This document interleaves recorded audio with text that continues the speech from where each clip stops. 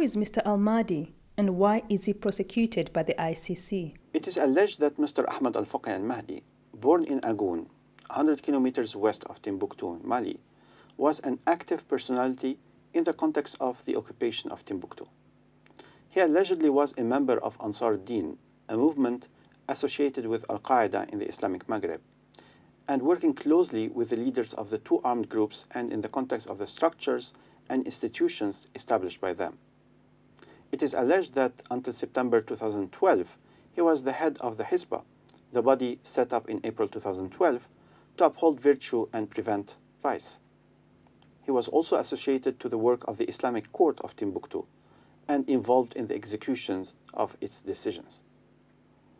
Mr. Al Mahdi is prosecuted for the alleged deliberate destruction of historical and religious monuments in Timbuktu, Mali, of 9 mausoleums and a mosque. And this destruction allegedly took place between the 30th of June 2012, or around that date, and 11 July 2012, or around that date. Mr. Al Mahdi was surrendered to the International Criminal Court on the 25th of September 2015, following the issuance of an arrest warrant against him on the 18th of September of the same year. The hearing on confirmation of charges was held on the 1st of March 2016, and after that, the ICC judges, confirming the charges, committed him to the trial. Will Mr Al Mahdi admit guilt? On the 1st of March 2016, during the hearing on the confirmation of charges before the ICC judges, and in presence of his counsel, Mr. Al Mahdi expressed his intention to make an admission of a guilt at trial. This possibility is provided for in Article 65 of the Rome Statute, the founding treaty of the ICC. It remains to be seen whether Mr. Al Mahdi will actually make an admission of guilt at the opening of the trial on the 22nd of August 2016. How will the trial be conducted? Due to the announced intention of Mr. Al Mahdi to admit his guilt, the trial is expected to last less than a week.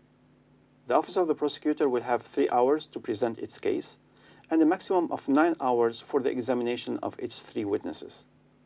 The legal representative of victims will then have 1 hour to present their views and concerns, and the defense will have 1 hour and a half to present its submissions. In addition, the judges have agreed that the defense may request the introduction of 2 defense witnesses' statements in writing relating to the possible sentence.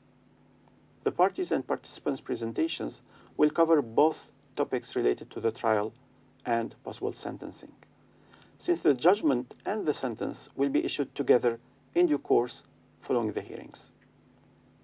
And if the accused makes an admission of guilt, the chamber would then question the accused to confirm whether he understands the nature and consequences of the admission of guilt, and whether the admission of guilt is voluntarily made after sufficient consultation with his defense counsel.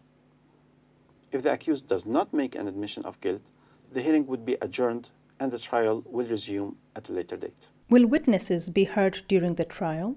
3 prosecution witnesses will testify before the chamber, including 1 member of the OTP staff and 2 experts. In addition, the judges have agreed that the defense may request the introduction at a later stage of 2 defense witnesses' statements in writing relating to the possible sentence.